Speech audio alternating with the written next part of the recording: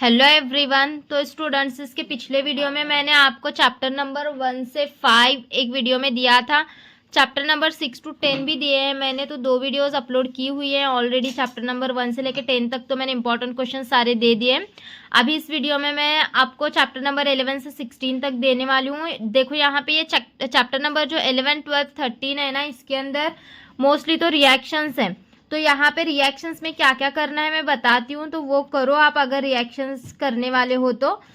फिर उसके बाद यहाँ पे पॉलीमर्स में से कुछ मैंने 4-5 क्वेश्चंस निकाले हैं, बायोमोलिक्यूल्स में से 4-5 क्वेश्चंस निकाले हैं, और इन चैप्टर्स में से भी 7-8 क्वेश्चंस हैं। बट इसमें रिएक्शंस होने की वजह से ये थोड़ा सा लेंदी होते हैं, लेकिन आप इसमें से सिंपल से रिएक्शंस कर सकते हो। कंपल्सरी आपको कौन कौन से करके रखना है अभी वो मैं बताती हूँ। बाद में जो रिएक्शंस हैं उसकी एक वीडियो में बना देती हूँ, बट इसमें से जो डायरेक्ट रिएक्शंस हैं वो अभी आपको याद करके रखना है।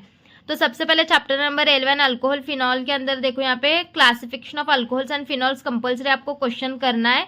क्लासिफिकेशन ऑफ ईथर करना है, ये 4-4 मार्क्स के क्वेश्चन है। प्रिपरेशन ऑफ अल्कोहल के अंदर में बहुत सारे क्वेश्चन आते हैं, तो उसके अंदर कुछ रिएक्शंस आते हैं, मतलब कि अल्कोहल इसका इफेक्ट क्या होगा, फिर अल्कोहल को कन्वर्ट करना, ये बहुत सारे ऐसे क्वेश्चंस आते हैं। प्रिपरेशन ऑफ फिनॉल, तो ये फिनॉल को भी यहाँ पे इसमें ये अल्कोहल, प्रिपरेशन ऑफ अल्कोहल और प्रिपरेशन ऑफ फिनॉल है ना, इसके अंदर जो क्वेश्चंस आते हैं वो इसके अंडर में क्वेश्चंस आते हैं, मतलब कि चेंज करने के लिए।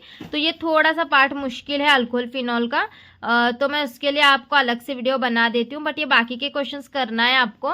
हेलोजनेशन, नाइट्रेशन, सल्फोनेशन और ऑक्सीडेशन ऑफ फिनॉल, ये डायरेक्ट रिएक्शंस हैं, ये रिएक्शंस आपको करना है। कोल्ब रिएक्शन कंपलसरी करना है, इसका एक्सप्लेनेशन और रिएक्शन।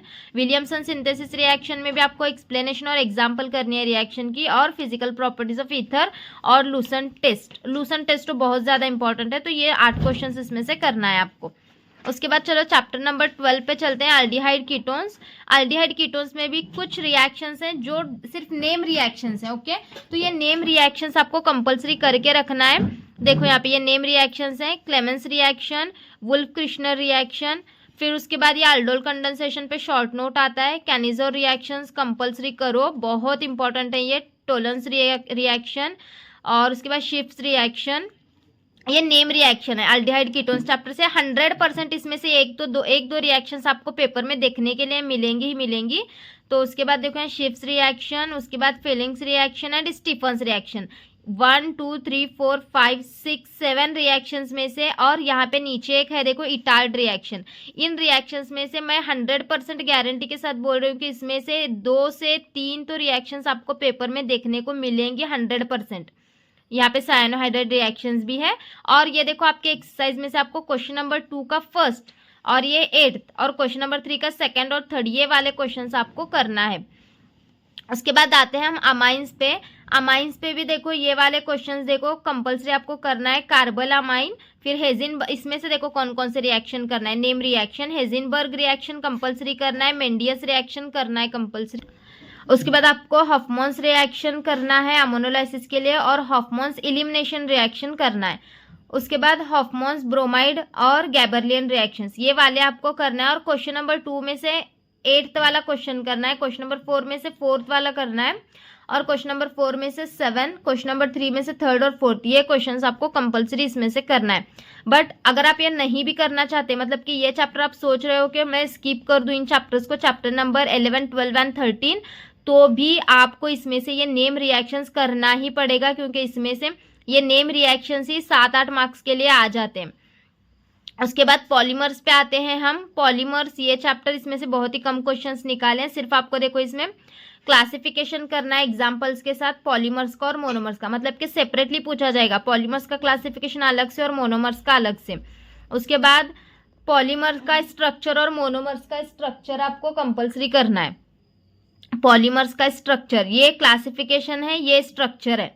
उसके बाद देखो ये यूजेस है ना, ये बहुत इंपॉर्टेंट करते हैं इस चैप्टर से। पॉलीमर चैप्टर से 2-2 मार्क्स के क्वेश्चन बहुत ज़्यादा आते हैं, क्योंकि ये इसका वेटेज कम है इस चैप्टर का, 4 मार्क्स के लिए ये वाला चैप्टर, तो इसीलिए यहाँ पे ना आपको यूजेस ज़्यादा आने के चांसेस हैं। और वैक्यूलाइजेशन प्रोसेस बहुत बार पूछा गया है 2 मार्क्स में, तो वैक्यूलाइजेशन प्रोसेस कंपल्सरी करो। बेकलाइट के यूजेस, नाइलॉन 6 के यूजेस, और आइसोप्रीन के यूजेस, नियोप्रीन के यूजेस और बुनास, ये बुनास बहुत बार पूछा गया है, टेफ्लॉन और पॉलीथीन। ज्यादातर इसमें मोस्टली हाईली चांसेस पूछे जाने के जो है वो वैक्यूलाइजेशन, बुनास, टेफ्लॉन एंड पॉलीथीन के।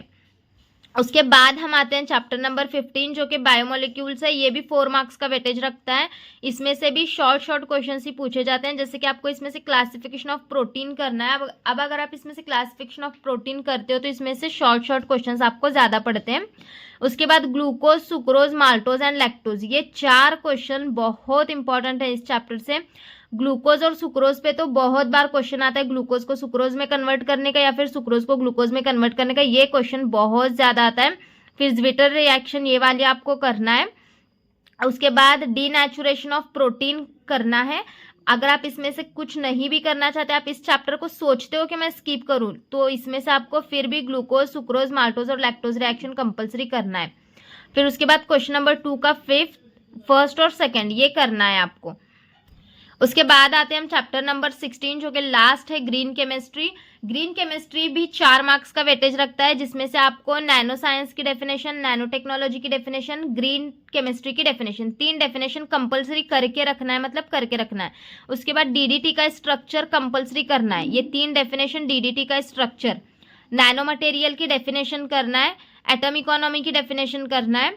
और इसमें से कंपलसरी ये वाले क्वेश्चन करो, uses of PE, TE, PP and PS, ठीक है, ये यूजेस करो। इसके लॉन्ग फॉर्म है आपके टेक्स्ट बुक में, देख लेना। उसके बाद एक्सरे रिफ्रैक्शन और ये 12 प्रिंसिपल इस चैप्टर के जो है वो करके लो। 12 प्रिंसिपल में से 1-2 जो है वो शॉर्ट आंसर के लिए आते हैं, अगर नहीं करना चाहते तो ठीक है, 1-2 मार्क्स के लिए आता है, बट ये वाले क्वेश्चन तो करो, ठीक है। क्वेश्चन नंबर 1, 2, 3, 4, 5 ये क्वेश्चन तो कंपलसरी करके रखो, ठीक है। उसके बाद कल के वीडियो में मैं आपको रिएक्शंस पे एक वीडियो बनाती हूँ आपके लिए, न्यूमेरिकल पे एक वीडियो बनाती हूँ, और उसके बाद जो 1 मार्क के शॉर्ट आंसर्स क्वेश्चन है उस पर भी वीडियो बनाती हूँ। और हाँ, ये क्वेश्चंस करके रखो। उसके बाद मैं आपको PYQs देती हूँ section wise, section A, section B, section C, section D, ये सारे क्वेश्चंस करके लो। फिर वो PYQs में चेक करो कि आपके ये सारे क्वेश्चंस कवर हुए हैं क्या, और अगर उसमें एक आधा 2 क्वेश्चन जो इसमें से आपने नहीं किए और PYQs में है तो वो क्वेश्चंस करके लेना है, ठीक है। तो वो सारे क्वेश्चंस मैं कल अपलोड करती हूँ, बट अभी ये चैप्टर नंबर 1 से लेके चैप्टर नंबर 16 तक सारे के सारे मैंने इंपॉर्टेंट क्वेश्चंस दे दिए हैं, तो सारे अच्छे से कर लो। उसके बाद में PYQs जो है वो अपलोड करती हूँ, बस PYQs में से चेक करना कि आपके क्वेश्चंस कवर हो गए या नहीं। अगर कुछ क्वेश्चंस कवर नहीं भी हुए हैं तो वो PYQs में जो जो बचते हैं वो करके लो, ठीक है। ये करना है क्योंकि इसमें से कुछ क्वेश्चंस PYQs में नहीं है, और PYQs में के कुछ क्वेश्चंस जो है वो इसमें से मिस हुए भी होंगे, तो वो करना है आपको। तो मैं वो सेक्शन वाइज अपलोड करती हूँ, बट ये 1 से 16 तक सारे ये क्वेश्चंस कर लो। फिर PYQs में सिर्फ आपको चेक करना है कि आपके सारे क्वेश्चंस कवर हुए या नहीं। PYQs से आपको देखना है कि क्वेश्चन का टाइप किस तरीके से आता है, ठीक है। तो वो कल मैं सेक्शन वाइज अपलोड करती हूँ, और अभी 2 दिन में अच्छे से ये सारे क्वेश्चंस कर लेना।